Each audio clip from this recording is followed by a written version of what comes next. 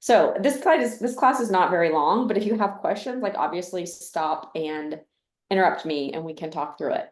So what are the objectives? Give you a foundation to build a tangible plan so that you can execute it consistently and build a business, right? We don't want you to just randomly fall over business. We want you to kind of be really intentional about like, what is my goal? What is my plan? How do I get there? So that you feel like you're in control, which you are. And then the second question is answer the question like, what am I really supposed to be doing right now to get some deals going and get some business? So there's three main steps that I would have you guys get started with. The first one is, define your goals and make a plan. So we're going to talk about that today. Create a marketing strategy and a plan for yourself that you can execute consistently that like works for you, right? We have a whole separate class about like building an actual marketing strategy that our marketing advisors teach. That's not this class. This class is just talking about like kind of the steps you need to build for yourself. But part of having a marketing plan is having a marketing budget. You don't have to have a huge budget, but you need to just have like a plan. So, and then step three is, learning how to manage your time so that you can execute your first two steps consistently. Real estate is different than other businesses. It's not like a set schedule, right?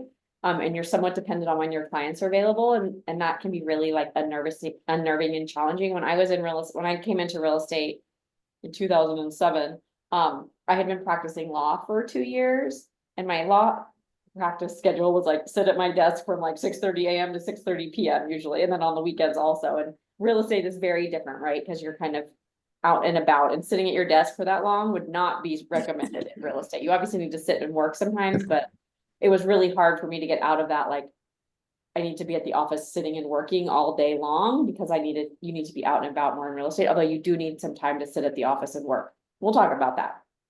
Any questions? Okay. All right. So the first step we always start with is like, know your why. Like, why are you here? Why did you decide to get into real estate? Like, what is your goal here? Like, are you wanting to make money and pay bills? Are you wanting to be able to buy a nice house? You want to just have spending money to take your family on trips? Do you have to pay for school? Are you taking care of parents? Like, what is it? There's a great podcast called Start with Why. Are you guys familiar with Simon Sinek? He's like a thought leader now on like just productivity and leadership, and he's really interesting, but his Starts with Why TED Talk, it's like 18 minutes. It's really good. You got to know why you're doing what you do, because that's like inspiring to you and inspiring to people. So this business can be really, really hard. So it's important to like remember why you're doing it, right? Okay, so I love you guys. If you come to enough of my classes, you'll see this slide many times because I talk about this study a lot, but it's basically about the importance of goal setting. There was a psychologist who did a study of a large group of people in the workplace. She divided them into 5 groups. The first group, she said, just think about what you want to accomplish in the next 4 weeks. The second group, she said, think about what you want to accomplish and write it down. The third group, she said, think about what you want to do, write it down, and then write down like some action commitment that you're going to do to each, like what step that you would take to get it done in the next 4 weeks.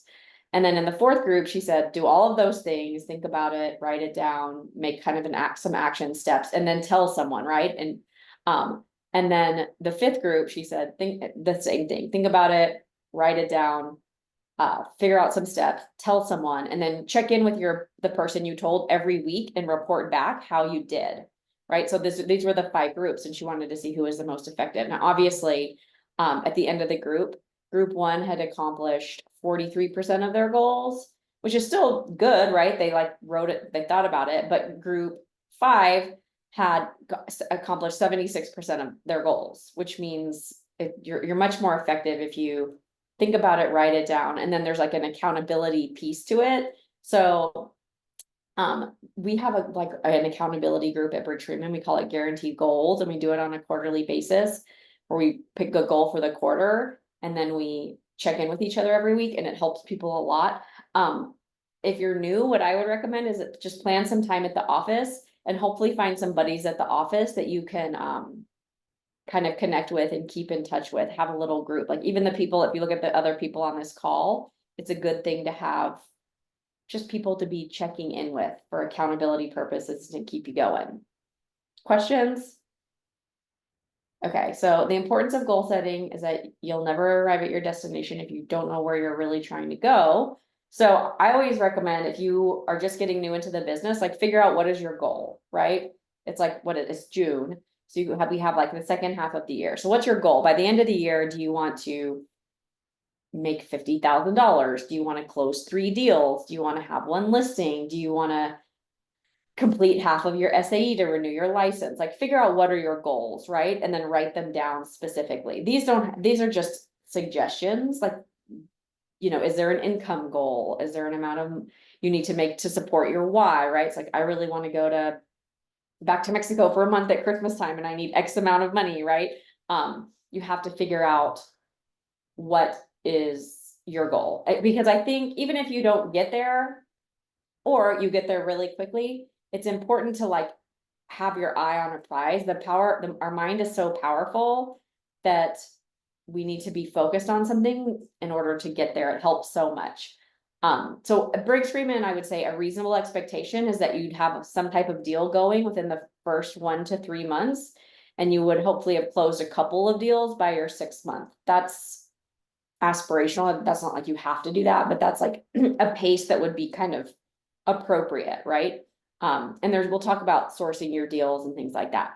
So it's our hope at Briggs Freeman that our agents produce at least 5 million in sales volume a year or close like 7 to 10 transactions. That's like at least, right? Because this is a company, there's all sorts of different brokerages out there and different models. Like our brokerage is built for agents who this is their full-time job and they're like wanting to be career professionals, offering the highest level of expertise, and supporting themselves primarily through this business, right? Like this isn't in the scale of brokerages, it's one of the more expensive places to sit, right? To hang your license, but you're getting like every tool you would possibly need to focus on your business full time and all the support you need. So that's the idea here is that like you have so many resources. So you guys are here, I'm preaching to the choir, like lean into the courses, lean into the people around you and like use the resources to get to where you want to go. That's one of the best things about Briggs Freeman, I think, is that there's people that so many people that want to help you.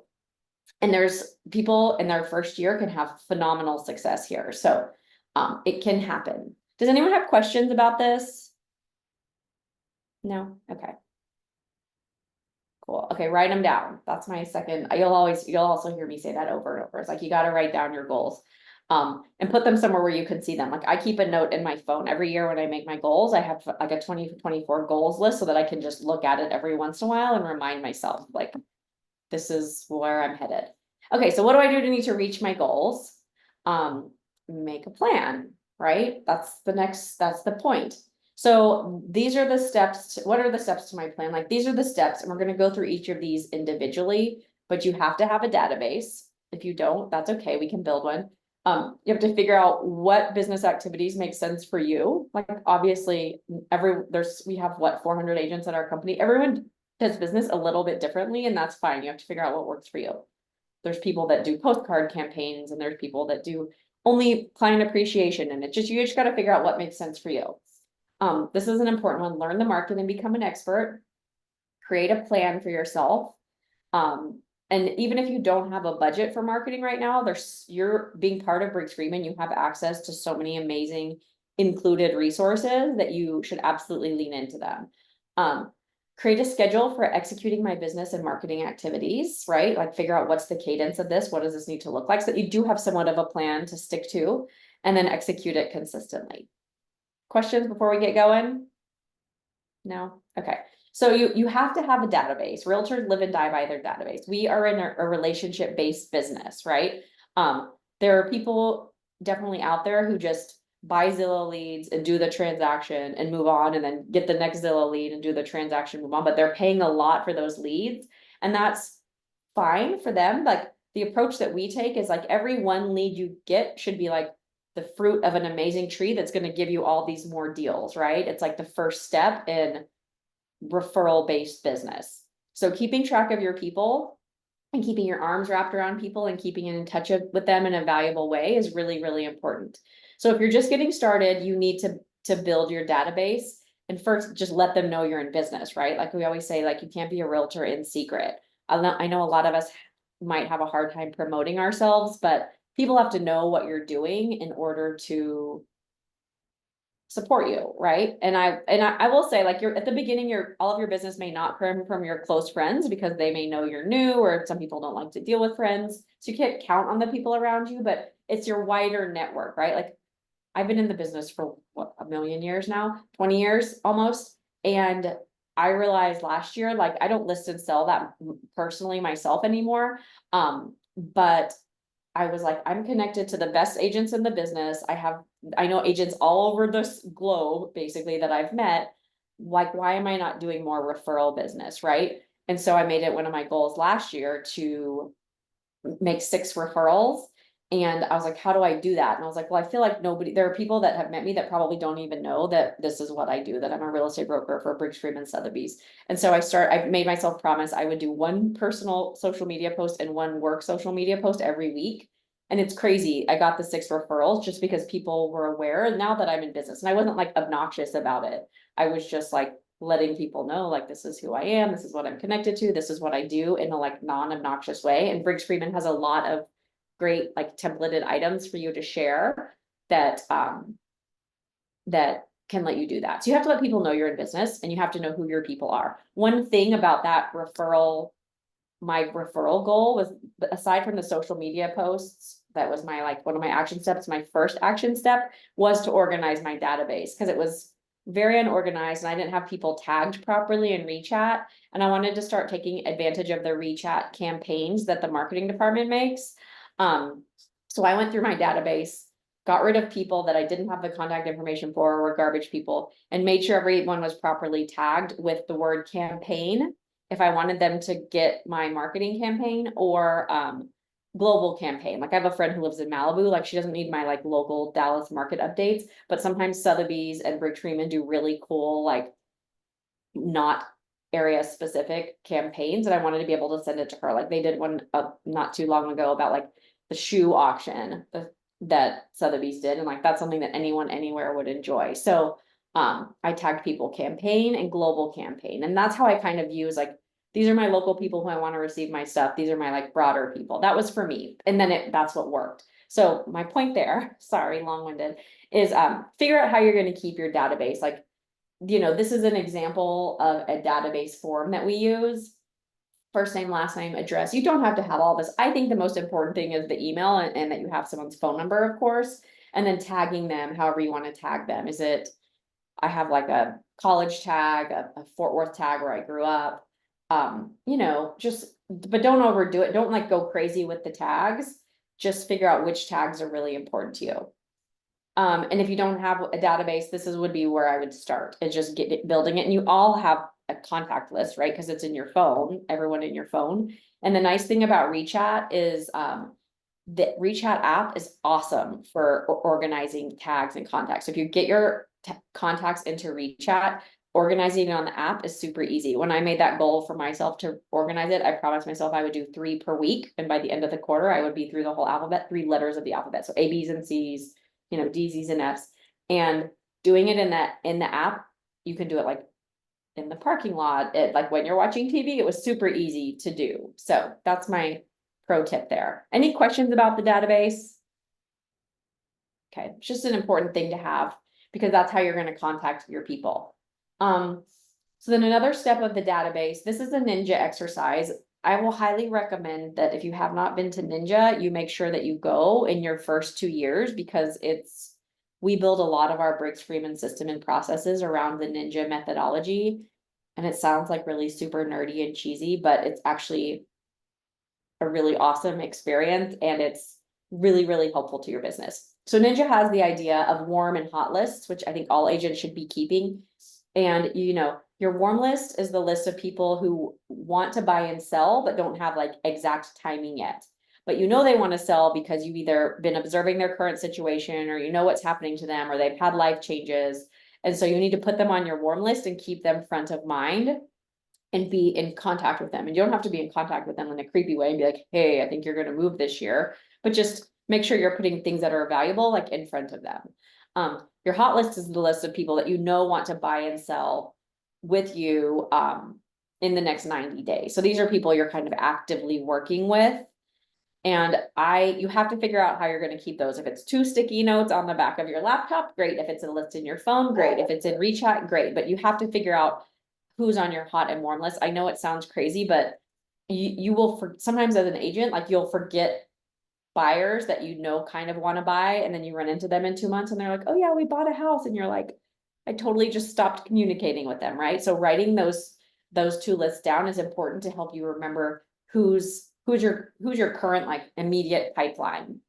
So what are you going to do with your hot and warm list? You're going to review them daily and ask like, who can I do business with today? Like warm list, you need to touch regularly, probably once a week. Hot list, you're probably touching daily, right? If you're working with them, even if they're like, oh, we went out of town this week. If you go tour a really cool house on Monday's broker open, take a picture of something and send it to them. Be like, this is so cool. Like you would love this. Let's go look at this house when you get back, right? Just little touch-its. So, there is an actual exercise called the hot and warm list exercise, and I'll send it to you guys. And it's basically going through, it's 16 questions. It's a little bit laborious, but it's very fruitful if you do it.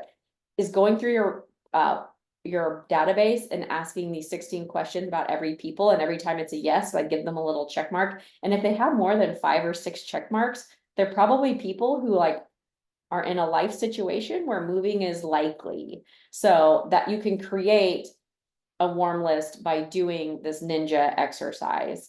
And I'll send it to you. It's like I said, every time I tell an agent to do this, if they get stuck, I'm going to tell you go and do this exercise, because they always like drum up some business from doing this exercise. So questions about that? No. Okay. Okay. So, you got to think about, we talked about how to keep track of your people and how to be thinking of them. Are they hot? Are they warm, etc. But now we need to talk about like, where are your people even going to come from? Like, what are your business sources? And this is a list of business sources, and you'll see like a lot of this is not business. It's like your personal life. And that's what's like both tricky and awesome about being a realtor, is that like we're kind of billboards for ourselves all the time. So your social media, even if it's not your work social media, is a billboard for you. So I used to work with an agent, and she was always posting like on vacation or with doing stuff with her, and it was great and fun. But also people were like, does she ever work? Right. So you have to be mindful about what you're putting out there. And obviously you can have a personal life and be fun and do all of the things, but you need to make sure that there's some professionalism in there as well. But so this is a list of business sources. And you need to brainstorm your own business sources so that you can be thinking of them and adding them to your database. Like I used to work out at this gym in Fort Worth when I lived there, called EnduraLab, and I went to like 5 a.m. class because I was working like a crazy maniac. And I went back and did like a transaction audit to see where all my business had come from, and I had done like 3 deals from people at my gym. And it wasn't because I was going to the gym and like being obnoxious about being an agent, but they saw me working really hard every morning, getting up and being there. And then one time one of them was like, oh my gosh, I saw you on the back of the Fort Worth magazine, right? Because I was in the like Fort Worth best, whatever. And that's like, those marketing like that is a validator. So everywhere you go is like an opportunity. And that's one of the ninja like steps every week, is to do 50 live interviews. And 50 sounds like a lot of people to talk to, but it's not that much, because you have to think about like when you're sitting at the kids' baseball game, there's like 10 people around you, or when you're at the grocery store, wherever at the gym, like wherever you are, you're talking to people. And those are kind of live interviews, talking to people, get to know them to people, and just kind of like positioning yourself as an expert if real estate comes up. So does anyone have questions? I did this exercise once with like one of our top producers, and she realized that like she had had half of her business, and she did a lot of business from either people in her dinner club or people that in her dinner club had referred her to. And she did not think of her dinner club as like a real estate activity, but when she realized how much business came from those, she was like, I should do that even more often, because it's such a good business source for me and I enjoy it. So I think once you have a steady stream of business, understanding where that business came from is also very important. But right now, if you're just getting started, this is a list of places that might be a good source for you to get your business going. Good. Doreen, I'll Yeah. jump in. Can you hear me? Yes. Hey y'all. So this is actually I'm brand spanking new to real estate as well. I've been in it for like 3 months, but like one thing I found a lot of success, not even quite clients yet because I am newer, but I go to this dog park with my dogs and like Yes. literally just like talking to people around you. Like I was like, "Oh yeah, I recently moved into real estate." And they're like, "No way. I'm actually, down the next few months going to be looking for a home." And I keep, seeing them at the dog park. We finally exchange contact numbers. So like every time you don't put yourself out there could be a missed opportunity. And it doesn't need to be forced, of course, but this is actually really true and I've seen it to help I love me it. a The lot. dog park is the perfect example. Do I have that one up there? But it's really true. Um, oh yeah, relocation dog and park. I need to fix my PowerPoint, but yes. Um, and I will tell you, like, I go to tennis drills on Saturdays, and I'm not like, I'm a shy person and I'm not a pushy person, but I wear my Briggs Freeman Sotheby's hat and it's a conversation starter. People will ask. So swag yourself up, because that helps too. It's just interesting. Yeah, that hat has started a lot of conversations for me. Okay, so we talked about number one, building my database. Now we're going to talk about number two, figure out which big business activities make sense for me. Oh, maybe we talked about that one too. Okay, so now we're going to, maybe that slide was in the wrong place. Okay, so here's business and marketing activities. Take a look at this list and think which of these appeals to you, right? So focus, you have, what I was saying earlier was like real estate is fun because everywhere you are, like Becca was saying, you're kind of like a billboard for yourself. And your business activities and your marketing activities kind of overlap. Um, and your personal activities, like everything kind of meshes together. But when we think of these, I think of business activities are things you kind of can do on your own. Marketing activities are things you would engage like with the Briggs Freeman marketing department or with our, prepared collateral to do. But think about which of these things that you can do that would promote, grow, or improve your business, right? Um, and then decide which of these you want to try. Like pop by gifts is a great one, right? Like little summer like reminders. And that's great if you have like past clients. Real estate reviews are great. If you don't know what real estate reviews are, we have a whole separate class on them, but that's a ninja activity where you basically send people like a market update. It's not like here's a CMA of your home. It's more of like, in the past year, here's a screenshot of everything around you that's sold. And it's just something of value that you're giving to them. And if you don't have past clients that you can say, it's been 3 years since you bought your house, so I just wanted to give this to you.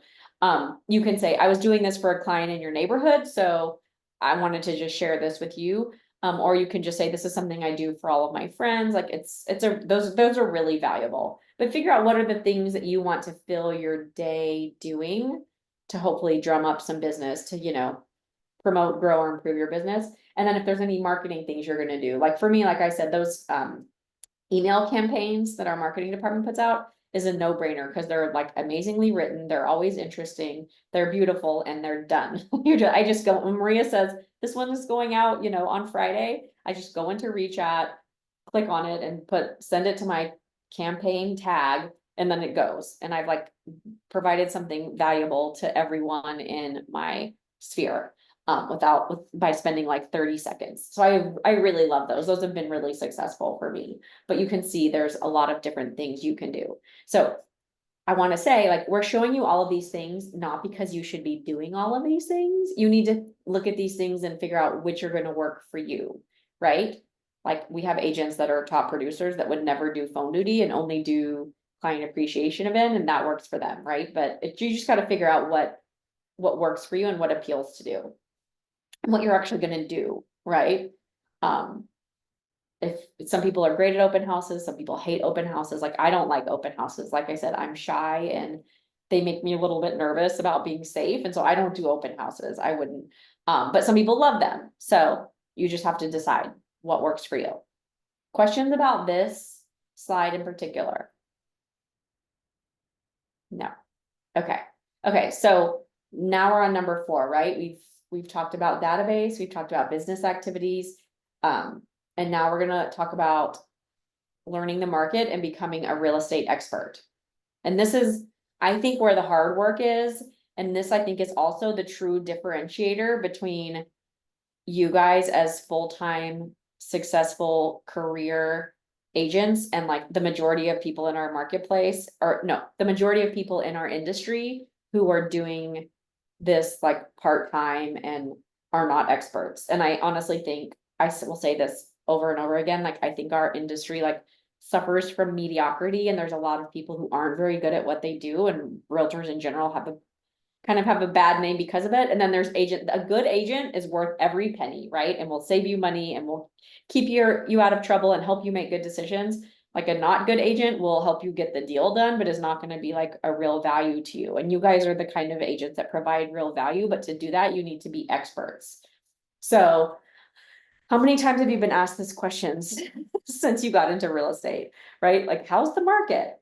So you have to figure out like, what is your answer going to be, right? And we at Briggs Freeman we're doing things all the time. Like we send out emails, at every meeting we talk about this. On Monday morning meetings we talk about this too, so that you have things to say that are like smart and thoughtful, and not just like how's the market? If you're like, oh, it's busy, or oh, it's kind of slow, or I'm doing great, like all of those are like quick answers, but they're not good answers, right? Like that's not that you're kind of shutting down the conversation, and you're not showing the person asking you that you have any expertise, right? So don't answer that. Just and think about what's a good answer. So, what a good answer. I'm like nerdy and data driven. So when someone asks me, I'm always like, oh, actually, like we're seeing a lot of activity in the higher price point, but the slower price points are moving a little bit slower because we think those people are more affected by rates. Like, just have something thoughtful to say. Like that's a good standard canned answer. One of the ninja responses is to say, well, what are you hearing about the market? Because usually when someone asks, they want to know about their neighborhood, or all they hear is that their friends are all in multiple offer situations, or they want to hear, they have an idea already. So if you can get from them like what their idea is, then you can speak intelligently about that. Otherwise, I just gave you like an example of kind of a more general answer. But that's always a good way to ask. It's like, what specifically are you hearing? Or like, what is there a specific market you're asking about? Because I will tell you, like our market where we are is very different than what the national news talks about. Always, right? Like we're very lucky to be in Texas. Our market has been very healthy, generally speaking. But it's also very nichey, right? Like different pockets are busier. Like like I just said, we're seeing a lot of activity at higher price points right now because there's a lot of cash deals happening. Those people aren't as affected by rates. So you just have to figure out, I accidentally moved my slide. You just have to figure out what's your answer gonna be. And the way that you have a good answer and have confidence in what you're doing is by actually knowing what you're talking about, right? So you have to educate yourself and be knowledgeable. Like real estate is not all just like fun and showing clients and looking at pretty houses, right? Like you have to know what's going on. I do think it's important to tour when it's offered, because even if you don't have a buyer for that house, when it does sell, and in a year from now, when you are 6 months from now, when you do have a buyer that's looking at comparable properties, you'll understand that house and that comp, right? So touring is important. It's important, to learn the market. It's also important to support your fellow agents. And it's important because when you have a listing on tour, you're going to want agents to come to yours. So it's a really good thing to do. And especially when you're new, touring is important because that's how you get to know more experienced agents. They will appreciate you showing up, or they should appreciate you showing up. And it's a way for you to get to know them and kind of be available to help them if they need or what have you. So you should be up to date on market trends, months of inventory. If you're going to a party, for example, you should know like what has sold around there recently. Not to be like, did you know that house down the street sold for 2 million? But just be in the know so that if it comes up, like you are the expert, right? I will tell you, and this, I won't stay on the soapbox for too long, but realistically, if you show up everywhere that Briggs Freeman is offering and that we recommend that you show up, you're hearing what you need to hear to educate yourself and speak knowledgeably, right? Like come to the office tour, come to the coffee and connect or the huddles, come to the weekly lunches, like show up to Monday morning meetings. If you come to those things, you're gonna start getting into it. And then of course, being around other agents is really valuable too. So I would encourage you to come to the office. So it's important to be a market expert. And there's other things you can do to stay current in the market. Like there's Inman News. which is a paid subscription. There's Keeping Current Matters. Even if you don't subscribe to them, you can follow them on social media. They put good information out there. There's local newspapers, following like National Association of Realtors on the social media. We do monthly market moves, like, you just have to decide you want to be educated and plug in and show up. So, questions about that? It's really important, and the more you do it, the more like confidence you'll have. Okay, so number 4, like create a marketing plan. This is, we have a class called Build a Marketing Plan on Any Budget. And we should offer that soon so that you guys can understand, like, it's not about having a budget, it's about being like, I'm gonna send out campaigns every time that they're offered. I'm gonna send out I'm gonna do a social media work post at least once a week or twice a week or whatever it is. I'm gonna sign up for Back at You and have that start promoting on my behalf. Like, figure out what is your plan. I'm gonna do 2 real estate reviews a week. I'm gonna call 10 people, whatever it is, like, figure out what it needs to be so that you can do it consistently. Does that make sense? Like, don't just be sitting around waiting and like hoping that something happens if you throw spaghetti on the wall. Once you've thought about who your sphere is, right? Like, what is your audience? Then figure out what does your marketing plan, what activities you need to do, then schedule a meeting with one of these ladies to talk about what you can be doing. Does that make sense? Or say, this is what I'm doing right now. Like, do you have any suggestions for me? So, I would not start, as a respect for their time, I would not start by meeting with these ladies. I would be really super thoughtful about it. Think about what you want to do, and then show up to know who your people are, what your database looks like, and then show up to them and say, what do you recommend for me? Right? Does anyone have questions there? It's an important piece. It's just, there's so much at Briggs Freeman that's like included and available to you, and they have some, there's actually a square on BF office. It's at the bottom. It's like marketing resources. If you go down there and just poke around, like, there's a lot there for you as well. Okay. So the next step is create a schedule for executing my business and marketing activities.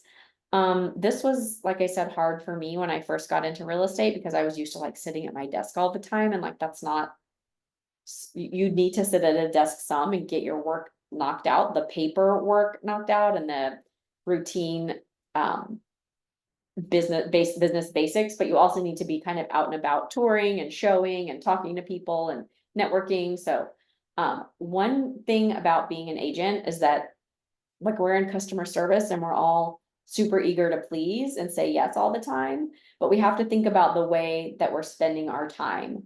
So this is this is Eisenhower's matrix. It's like urgent and important. And I'd like to just show this to you guys so that you can think about how you're managing your time, right? There's some things that are both urgent and important. Like, if you have to write an offer and it's multiple offer situation, if it's buyers coming from out of town, like, that's urgent because it's time sensitive and it's important. So you need to do that, right? Like, that has to come first. There's some things that are urgent and not important, right? Social media, delivering pre-listing packages, household tasks, like, those need to be done, right? You have to have clean laundry, but it's not like super important. So the recommendation there is to delegate it out. And I will say, when you're new and you have more time because you have less business, you may be available to help experienced agents do some of these urgent but not important items, right? Like, they may say, can you help me with my real estate reviews? Can you go open the house for this plumber because it's post inspection and we need a plumber? So one way to get a lot of business as a new agent is to be available to help experienced agents. So you could be the person that some of these things get delegated to. I had an agent, one of our agents, she did great her first year.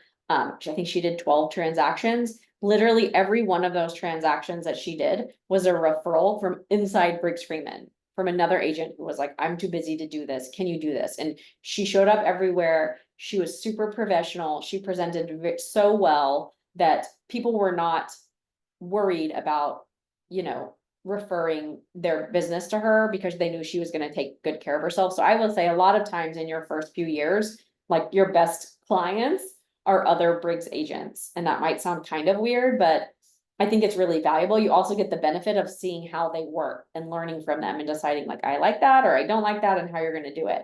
But it's a good person to be available to help those people, which is another reason why going to the office and going to all of those meetings is important, because that's how you get to know people. Okay, so then things that are, a lot of our activities as realtors are very important to our business because they help build our business, right? All those business activities, but they're not urgent, meaning you didn't do it, there's not like an angry client on the other end that you didn't write thank you notes or that you didn't make calls, you know? So they're important to our business, but they're not urgent. So they need to be scheduled into your calendar. So that's why Ninja says you should work on your business in the morning and in your business in the afternoon. So if you get up every day, work out, whatever, come to the office for an hour or two and knock out the things you need to do. And then you're free to go and tour and do whatever else you need to show houses. The rest of the afternoon, you can work in your business, but in the mornings, you're working on it, staying on top of everything. So those things need to be scheduled. And then the last thing is things that are not urgent and not important need to be deleted, right? Just anything that's unproductive just needs to disappear. So I just think this is important for you guys to think about, to have this in your brain as you grow your business, because there's some things that are important. You have to do them right away and you have to do it. And there's things that once you get to that point, you can delegate away. And then there's things that are really important to business and you need to do it, but there's no time sensitivity. And those are the cans that get kicked down the line. But they're also the things that build your business. I can't tell you how many conversations I've had with agents who are like, oh, I'm so busy right now, I'm dying. Like everything's urgent and important. And then in a month or two, they don't have very much going on because they weren't doing their business activities while they were so urgent and important, right? So having the self-discipline to schedule the time to make sure that your important but not urgent things were getting done is really, really important. That's, I would say, is a key to like being a successful agent.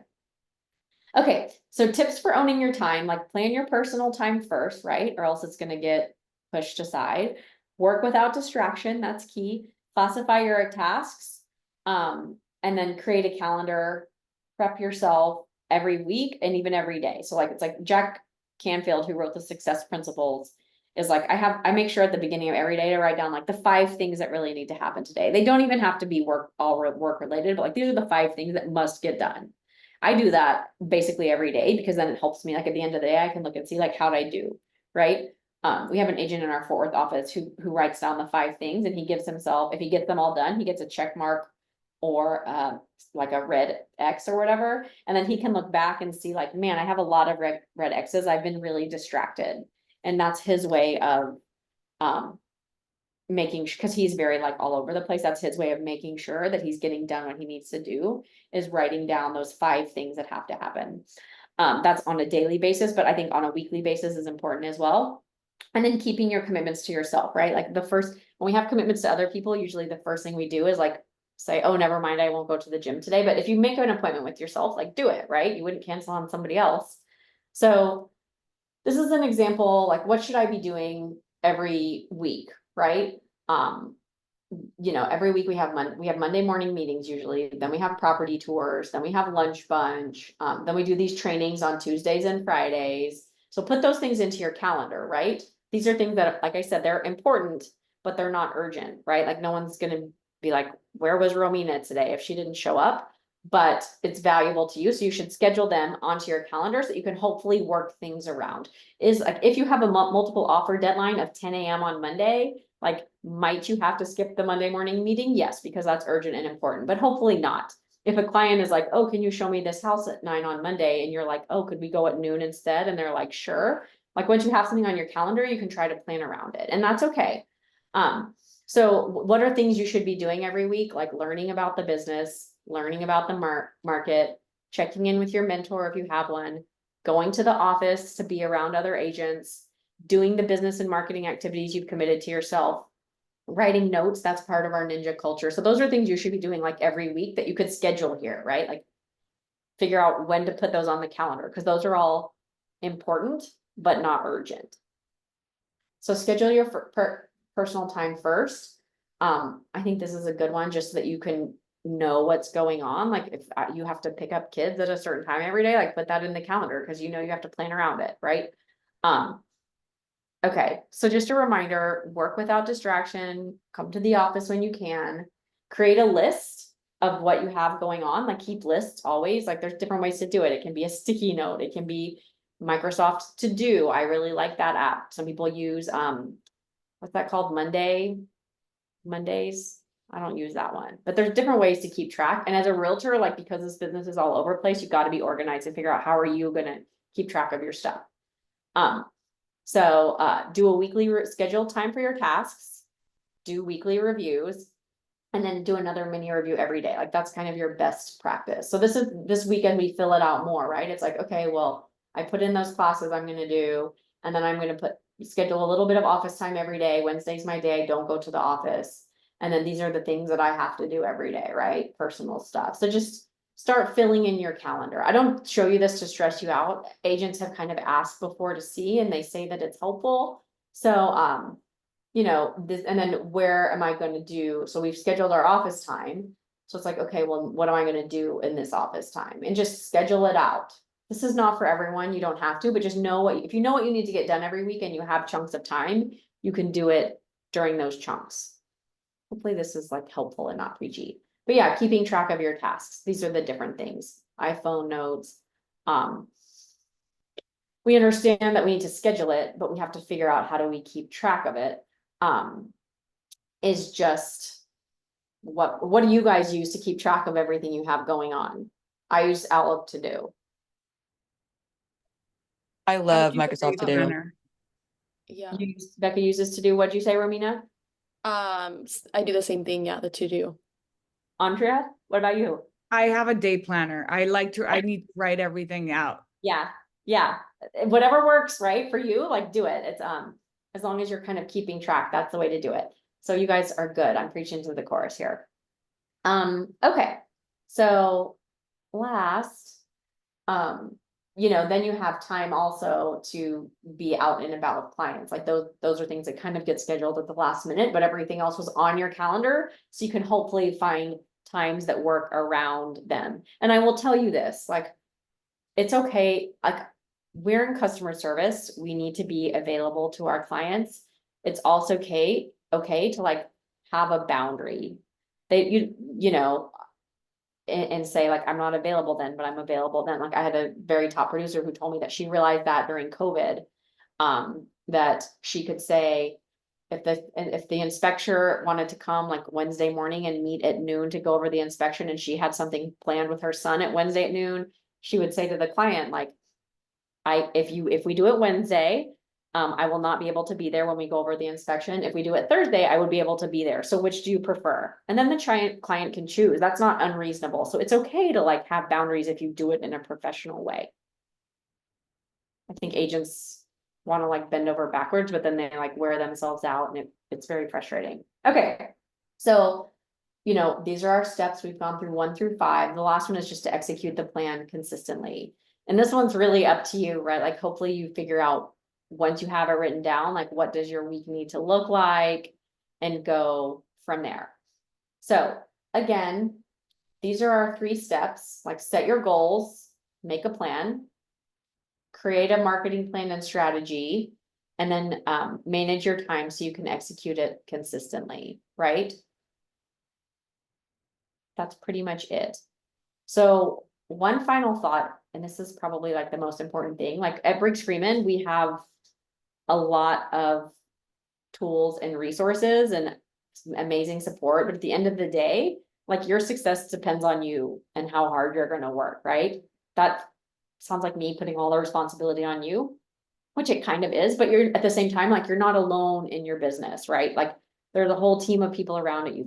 You can make friends at the office, build your team, right? Like find your mortgage guys and find your title people, and figure out like experienced agents that you can call as a resource, and your marketing advisor and your manager. Like there's a huge team available to you. You just have to tap in and plug into it.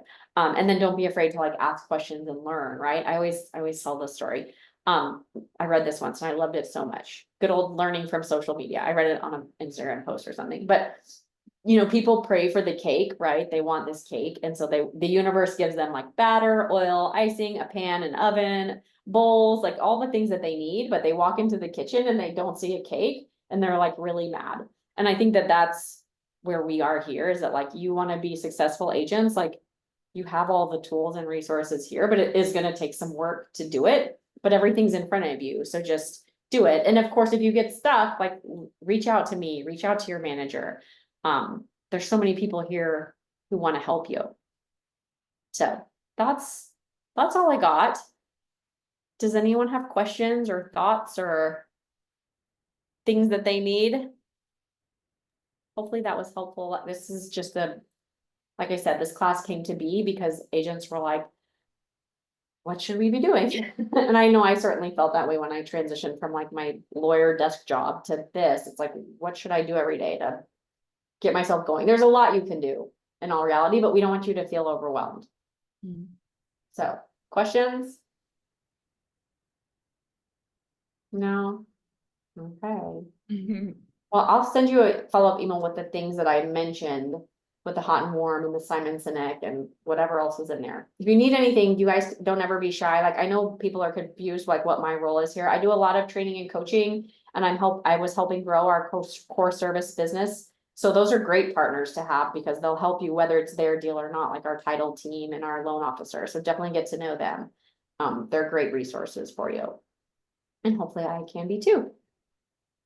Okay, that's all I got. Sorry, I'm still sharing. Okay, bye guys, thanks.